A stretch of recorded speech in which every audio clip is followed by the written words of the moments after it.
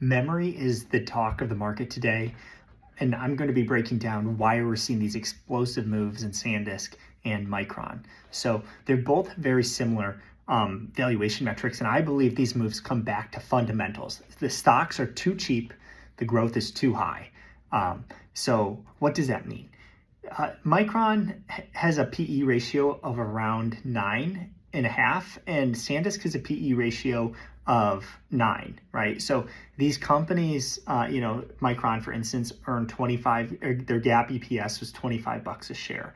You multiply that by 4 because it's by quarter, and you're getting an annualized rate of $100 a share.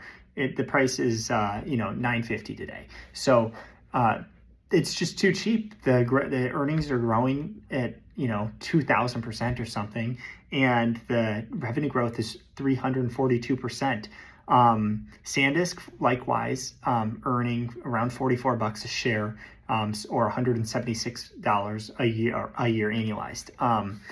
Has a P ratio of 9. So the stock's around 1,500. The average S&P 500 company isn't even growing, or it's growing at like an inflation rate, 3% a year revenue, and it has a PE ratio of 27.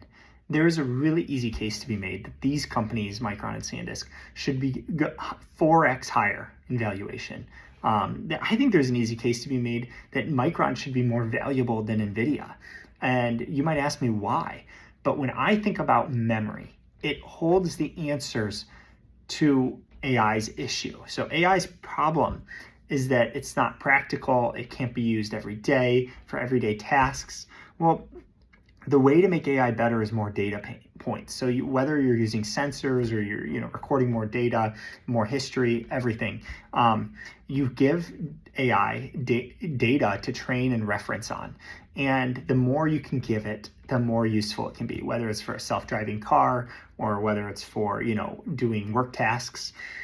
And I don't see and so how do you record and, give that AI data is memory. Right? You need memory to record it and to store it. And I just don't see a future where we don't need 5 years from now 10x more memory, because we're trying to make the AI better and more useful and more practical. And so I see a future with very high growth that is sustained in the memory market. And right now the market is pricing in that they are expecting a huge pullback in memory revenue and demand, because it's trading at almost 1/4 of the average S&P 500 memory, or 1/3. So it's like, and usually a company that's growing faster has a higher PE ratio, not lower. So these stocks, in my opinion, are very undervalued, and they create, and this mispricing opportunity creates an enormous opportunity for investors, in my opinion. So, I love these companies. I hold them.